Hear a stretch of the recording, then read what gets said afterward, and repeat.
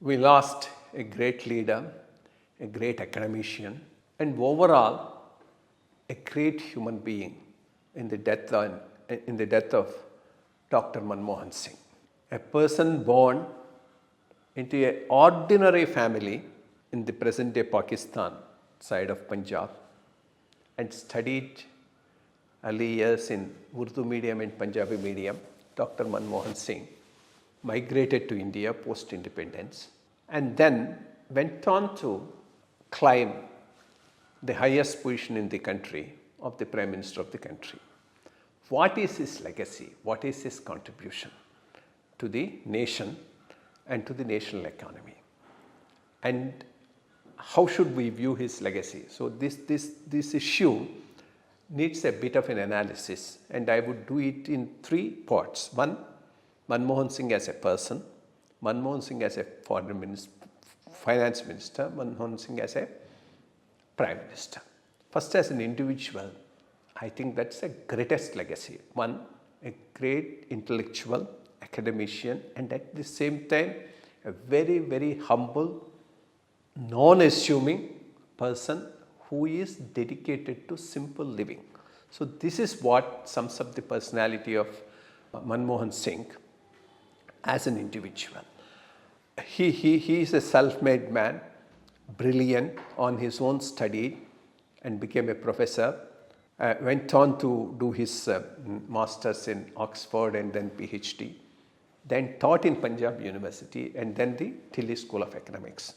Amit Mitra, who is presently the economic advisor to West Bengal Chief Minister, shared a picture and wrote an obituary on the Twitter.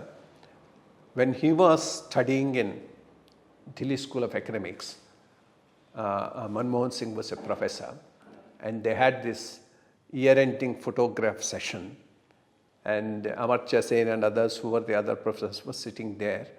And when the photograph was about to be taken, he was one of the professors. Manmohan Singh coolly went and stood along with the students in the students' row. I mean, that's the type of a person he is, an unassuming person. And then honesty. I mean, whether he was FM or PM, absolutely nobody can point out an iota of corruption against him. So that's another great thing about the personality. So this is as an individual. His legacy is great. Legacy is great to be emulated by people. Then as an FM. Even before becoming an FM, he was very closely associated with the government. He was for some time the governor of the Reserve Bank of India and then chief economic advisor in the Ministry of Finance. It was P.V. Narasimha Rao who picked him up as the finance minister. There were very, very difficult days. India has pledged its goal to get some amounts during Chandrasekhar's time, and very hand-to-mouth foreign exchange reserves and balances. And P.V. Narasimha Rao came as the Prime Minister of a coalition government.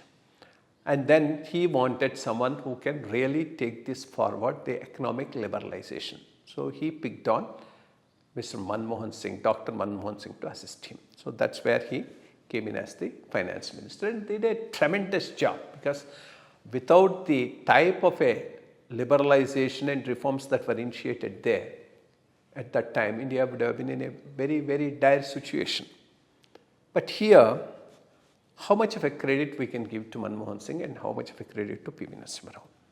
Some people try to project as if P.V. was just there and the whole reform agenda was taken forward by Manmohan Singh, which may not be correct. Manmohan Singh was earlier also as an RBI governor. He was the chief economic advisor. He was so convinced of the reforms and wanted to take it forward, there was tremendous opportunity for him to have influenced the then political leadership, which he either tried and failed or he never even attempted. But here was a time where he had the full backing of the Prime Minister to do this. People who know P.V. Narasimha Rao know that he is not somebody who just blindly signs on things just because it was told by Manmohan Singh or somebody. He himself will first educate himself, get to the grips of the thing, and then only takes the decision. In fact, in those days, there was some news reporter who asked him, what are your priorities? What are you doing? No. Nowadays, I am learning about the interest rates, about the exchange rates, the economy, and the economic parameters. This is what P.V. Rao told. So, whatever were the reforms that were taken place during P.V. Rao time, it was a combined decision of P.V. Garu, P.V. Rao and Mr. Manmohan Singh. Manmohan Singh assisting the P.V. Rao to take the decision. So, the full credit cannot be given to him. It is a shared legacy where the role of the Prime Minister was much, much greater. Maybe most of those decisions were inconvenient decisions, not very popular. Maybe he wanted to give the credit to the Finance Minister so that the political fallout may not fall on him. That's also a strategy which the then Prime Minister could have adopted. So, this is in nutshell legacy that has been, that's the legacy of Manmohan Singh as the Finance Minister. Then let's come to the his legacy as the Prime Minister. So, he came in again when the dynasty could not, for whatever are the reasons, take on the Prime Ministership. Sonia Gandhi did not want to, and then she projected him. Maybe thinking that it's much easier to control him compared to others who have a stronger political following. He did represent the interests of the dynasty very well. She was sitting on his head as the chairman of the NAC. A lot of those things that were done during that period went on as the decisions of the NAC. So, this is another part of that relationship. But what Mr. Manmohan Singh was running at that time was a coalition government. Let's also keep it in mind.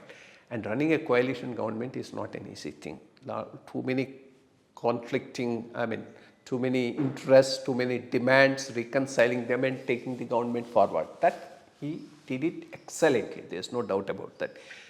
His mentor PV did it excellently, a coalition government earlier, and this time equally well by Manmohan Singh. But 2 or 3 shortcomings. One, there are high levels of corruption during this 10 years period of 2004 to 2014. Right under his nose, there was looting going on, whether it is in the name of Commonwealth Games or this or that, the things, huge lot of corruption. And he remained silent. Then the whole banking, public sector banking, non-performing assets, all were accumulated during this period. This was the time when politician turned businessmen went to the banks with their own project reports, inflated project reports, took bank loans and then just didn't repay. That became a major problem after the new government came, and this happened during this period. So, this type of a corruption, he definitely has turned a blind eye to. But overall, yes, during that period, the maximum growth was there. The economy was doing well. MGNRA, Right to Information Act, Right to Education Act, all these fundamentally great changes and great legislations were brought in during this period. Overall, he has done the country a lot of great service within the limitations under which he is working as the Prime Minister of the country. May his soul rest in peace. Thank you.